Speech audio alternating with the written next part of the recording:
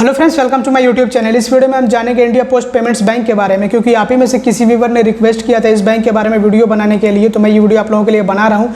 वैसे आपको मैं बताना चाहूँगा, काफ़ी दिनों से रिक्वेस्ट आ रही थी इस बैंक के बारे में वीडियो बनाने को लेकर के, बट अब तक मैं इस पर वीडियो नहीं बना पाया था। तो मैंने सोचा कि इसके बारे में वीडियो बनाता हूँ और आप लोगों को जानकारी देता हूँ कि बैंक कैसा है, इसकी सर्विसेज वगैरह कैसी हैं, कौन कौन सी सर्विसेज बैंक आपको प्रोवाइड करता है और कौन कौन से प्रोडक्ट्स हैं इस बैंक के पास। तो मतलब कि एक ओवरव्यू देने वाला हूँ, जिससे कि आप खुद आइडिया लगा सकेंगे कि बैंक आपके लिए कैसा रहेगा, आपको अकाउंट ओपन कराना है नहीं कराना है, ये आप खुद से डिसाइड कर सकेंगे। तो मैं ये वीडियो सिर्फ इसलिए बना रहा हूँ क्योंकि सबसे पहले तो इस पर वीडियो बनाने के लिए रिक्वेस्ट आई थी, और दूसरा रीज़न ये है क्योंकि बैंक सेफ़ है, सिक्योर है।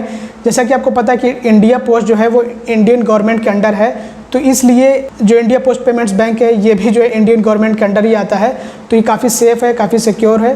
तो मैंने सोचा कि इसके बारे में वीडियो बना करके आप लोगों को जानकारी देता हूँ। तो चलिए वीडियो को बढ़ते और बात कर लेते हैं इसी बैंक के बारे में। तो अभी इस बैंक के 2 साल पूरे हो चुके हैं और इन 2 सालों में काफ़ी कुछ अचीव कर लिया इस बैंक ने।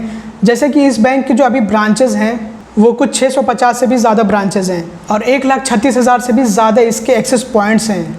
और अभी के टाइम में 3.5 करोड़ से ज़्यादा कस्टमर्स हैं इस बैंक के। 3 लाख पोस्टमैन और जीडीएस हैं, जीडीएस ग्रामीण डाक सेवक जिसको कहते हैं, और 2 लाख से भी ज़्यादा डोर स्टेप सर्विस प्रोवाइडर्स हैं, जिससे कि आपको door step banking service provide करी जा सके। और इस बैंक की डोर स्टेप बैंकिंग सर्विस काफ़ी अच्छी है, जिसके बारे में आप लोगों को आगे बताने वाला हूँ। इंडिया पोस्ट पेमेंट्स बैंक का एक फ़ायदा ये भी है कि आपको इंस्टेंट अकाउंट ओपनिंग की सर्विस मिलती है। आप इंस्टेंटली अकाउंट ओपन कर सकते हैं अपना। इसमें सेल्फ ऑनबोर्डिंग भी, मतलब आप चाहे तो खुद से भी अकाउंट ओपन कर सकते हैं, जिसको डिजिटल अकाउंट कहा जाता है, या फिर अगर आप चाहे तो डोर स्टेप बैंकिंग सर्विस का भी फ़ायदा उठा सकते हैं। तो इसमें क्या होता है कि जो डोर स्टेप सर्विस प्रोवाइडर है वो आपके होम पे विजिट करता है और आपका अकाउंट ओपन करता है।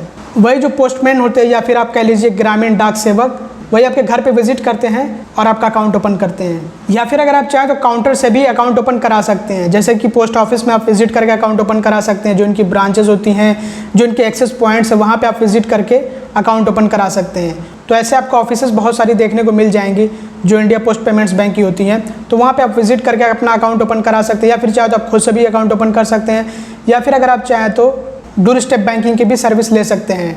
आधार बेस्ड डीबीटी की आपको फैसिलिटी मिलती है। डीबीटी का मतलब होता है डायरेक्ट बेनिफिट ट्रांसफ़र, जो आपको गवर्नमेंट से सब्सिडीज़ वगैरह मिलती हैं, तो वो आप चाहें तो इस अकाउंट में मंगा सकते हैं, ले सकते हैं। और अगर बैंकिंग के बारे में बात करें तो आपको मोबाइल बैंकिंग की सर्विस मिलती है, डोर स्टेप बैंकिंग की सर्विस मिलती है, एक्सेस पॉइंट्स हैं, और इंडिया पोस्ट के जो काउंटर्स है वहाँ पे भी आपको बैंकिंग की सर्विस मिलती है।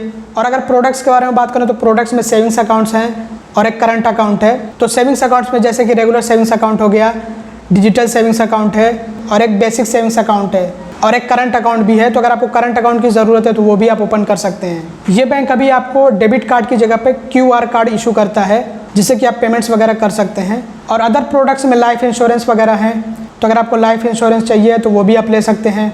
और बाकी आपको स्वीप इन स्वीप आउट की फैसिलिटी मिलती है। जैसा कि आप जानते हैं कि जो पेमेंट्स बैंक होते हैं उसमें आप जो 1 लाख रुपये तक मैक्सिमम रख सकते हैं। अगर आप इससे ज़्यादा रखते हैं तो वो बैलेंस स्वीप कर जाता है। जो पार्टनर बैंक होता है पेमेंट्स बैंक का, उसमें स्वीप कर जाता है। और जब आपके पेमेंट्स बैंक अकाउंट में 1 लाख से कम बैलेंस हो जाता है तो वो बैलेंस आपके पेमेंट्स बैंक अकाउंट में स्वीप हो जाता है, स्वीप होकर के वापस आ जाता है। तो ये बैंक आपको स्वीप इन और स्वीप आउट की फैसिलिटी देता है कि अगर आपके अकाउंट में 1 लाख से ज़्यादा का बैलेंस होता है तो वो balance post office savings account में स्वीप होकर के चला जाएगा। और जब आपके India post payments bank account में 1 लाख से कम बैलेंस होगा तो वो फिर बैलेंस स्वीप होकर के आपके इस वाले अकाउंट में आ जाएगा, जो आपका India post payments bank account है उसमें आ जाएगा। तो इस तरह से ये फैसिलिटी काम करती है। जब आपके अकाउंट में 1 लाख से ज़्यादा बैलेंस होता है तो वो बैलेंस स्वीप होकर के चला जाता है पोस्ट ऑफिस सेविंग्स अकाउंट में। और ये जो स्वीप इन और स्वीप आउट होता है, इस पर कोई चार्ज वगैरह आपसे नहीं लिया जाता है। इंडिया पोस्ट पेमेंट्स बैंक में माइनर्स भी अपना अकाउंट ओपन कर सकते हैं, जिनकी एज 10 एबव है, यानी कि 10 साल से ऊपर के जो माइनर्स हैं वो अपना अकाउंट चाहे तो ओपन कर सकते हैं इंडिया पोस्ट पेमेंट्स बैंक में। अब मैं आप लोगों को India post payments bank door step banking service के बारे में कुछ जानकारी देता हूँ कि ये जो सर्विस आपको बैंक देता है ये कैसी है, किस तरह की है, और इसके अंडर कौन कौन सी सर्विसेज आती हैं। आप डोर स्टेप बैंकिंग की मदद से बैंकिंग के कौन कौन से काम कर सकते हैं, कौन कौन सी आपको सर्विसेज मिलती हैं, कौन कौन से आप ट्रांजेक्शन्स कर सकते हैं डोर स्टेप बैंकिंग की मदद से। तो डोर स्टेप बैंकिंग की मदद से आप अपना अकाउंट ओपन कर सकते हैं इंडिया पोस्ट पेमेंट्स बैंक में, और कैश डिपॉजिट करने हो या फिर कैश विड्रॉल करने हो, मतलब पैसे जमा करने हो या फिर निकालने हो, ये भी आप कर सकते हैं डोर स्टेप बैंकिंग की मदद से। मनी ट्रांसफ़र्स भी आप कर सकते हैं डोर स्टेप बैंकिंग की मदद से। अगर किसी को पैसे भेजने हो तो वो आप कर सकते हैं डोर स्टेप बैंकिंग की मदद से। रिचार्ज करना हो या फिर बिल पेमेंट्स करने हो, ये भी आप कर सकते हैं डोर स्टेप बैंकिंग की मदद से। एडिशनल सर्विसेज भी आपको दी जाती हैं डोर स्टेप बैंकिंग में। जैसे कि अगर आपको अपना पैन अपडेट कराना हो या फिर नॉमिनेशन डिटेल्स अपडेट करानी हो या फिर अकाउंट स्टेटमेंट के लिए रिक्वेस्ट करनी हो, स्टैंडिंग इंस्ट्रक्शंस के लिए रिक्वेस्ट करनी हो, QR कार्ड इशू कराना हो, और भी बहुत सारी ऐसी एडिशनल सर्विसेज हैं जो कि आपको डोर स्टेप बैंकिंग में मिल जाएंगी। तो ये सारी सर्विसेज आपको डोर स्टेप बैंकिंग में दी जाती हैं। अब आप लोगों को बताना चाहूँगा कि डोर स्टेप बैंकिंग ये है क्या। तो डोर स्टेप बैंकिंग में क्या होता है कि आप रिक्वेस्ट करते हैं, आप कॉल करते हैं इंडिया पोस्ट पेमेंट्स बैंक को, तो आपके होम एड्रेस पे जो GDS हैं, ग्रामीण डाक सेवक या फिर आप पोस्टमैन भी कह सकते हैं, तो वो आपके होम एड्रेस पे विज़िट करते हैं, आपके घर पे विज़िट करते हैं।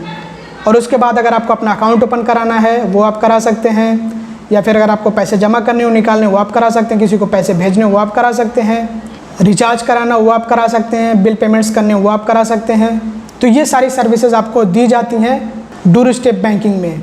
अब आप यहाँ पे ये सोचेंगे तो फिर तो इसके लिए चार्ज भी लगता होगा, क्योंकि अगर हम जो है ग्रामीण डाक सेवक को अपने घर पे बुलाएं बैंकिंग की किसी काम के लिए, तो फिर तो उसके लिए हमें चार्ज भी पे करना पड़ेगा। तो अभी तक कोई भी चार्ज इस पर नहीं है, जैसा कि आप यहाँ पे पढ़ सकते हैं कि अभी तक इस पर कोई भी चार्ज नहीं है, जब तक कि फर्दर नोटिस नहीं आता है। मतलब अभी तो फ़िलहाल फ्री रहने वाला है, इसके बाद हो सकता है इस पर चार्जेस लिए जाएँ आपसे, तो अभी फ्री रहने वाला है। और यही सबसे बड़ा एडवांटेज है इस बैंक का कि आपको डोर स्टेप बैंकिंग सर्विस दी जाती है। और सिर्फ यही एक रीज़न है जिसके चलते आप अपना अकाउंट ओपन कराना चाहेंगे इस बैंक में।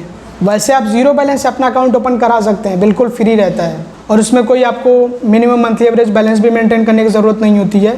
और आपको AEPS की भी सर्विस मिलती है। AEPS का मतलब होता है आधार इनेबल्ड पेमेंट सिस्टम। तो इसकी मदद से आप क्या कर सकते हैं कि आप कैश विड्रॉल कर सकते हैं अपने आधार कार्ड का इस्तेमाल करते हुए। ये तो आपको पता ही है कि आजकल आधार कार्ड से भी पैसे निकाले जाते हैं। या फिर अगर आप चाहें तो कैश विड्रॉल के अलावा, यानी कि पैसे निकालने के अलावा, आप मिनी स्टेटमेंट भी चेक कर सकते हैं, अपना बैलेंस भी चेक कर सकते हैं। तो ये सारे काम होते हैं आधार इनेबल्ड पेमेंट सिस्टम से। और बाकी आपको थर्ड पार्टी सर्विसेज भी मिलती हैं, जैसे कि इंश्योरेंस हो गया, लोन्स हो गए, और इन्वेस्टमेंट्स के प्रोडक्ट्स हैं। तो ये सारे कुछ आपको प्रोडक्ट्स मिलते हैं। तो मैं बात कर लेता हूँ इस बैंक को लेकर के मेरे ओपिनियन के बारे में।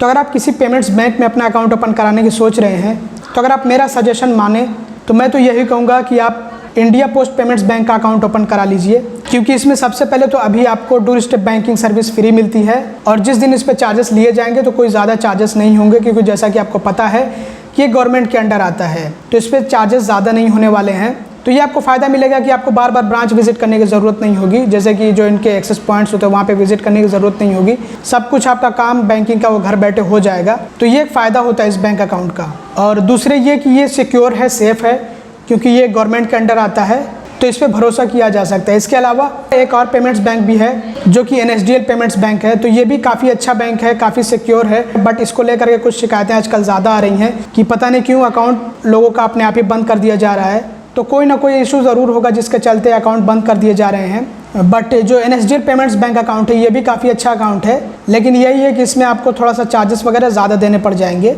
और बाकी सब कुछ तो सही है। और ये जो इंडिया पोस्ट पेमेंट्स बैंक है इसमें आपको थोड़ी सी दिक्कत आ सकती है कि डेबिट कार्ड आपको नहीं दिया जा रहा है, जिसकी जगह पे आपको QR कार्ड दिया जा रहा है। तो अगर डेबिट कार्ड होता तो मैं समझता हूँ कि बहुत अच्छा होता और आपको ज़्यादा बेनिफिट मिलता है। अब डेबिट कार्ड नहीं होने की वजह से आपको कुछ परेशानियाँ आ सकती हैं। तो सबसे पहले परेशानी तो यही आएगी कि अगर आप कोई थर्ड पार्टी UPI ऐप इस्तेमाल करना चाहेंगे, जैसे कि गूगल पे हो गया या फिर फ़ोन पे हो गया या फिर Paytm हो गया, तो इस तरह के अगर आप कोई ऐप इस्तेमाल करना चाहेंगे और अगर आप ये सोचेंगे कि उस पर आप जो है अपने अकाउंट को UPI से लिंक कर दें, मतलब कि अगर आप ये सोचेंगे कि आप UPI ID क्रिएट कर लें फ़ोन पे या फिर गूगल पे या फिर Paytm पे, जिससे कि आप पैसे भेज भी सकें और पैसे रिसीव भी कर सकें, मतलब कि पेमेंट कर भी सकें और पेमेंट रिसीव भी कर सकें। तो रिसीव करने तक का तो हो जाएगा, लेकिन जो सेंड करने का मैटर है ये थोड़ा सा अलग हो जाता है, क्योंकि इसमें आपको UPI ID मिल जाती है, जो VPA होता है वो आपको मिल जाता है, जिससे कि आप UPI से पेमेंट रिसीव कर सकते हैं। बट अगर बात आ जाती है UPI से पेमेंट करने की, तो वो सिर्फ अभी असिस्टेड मोड में है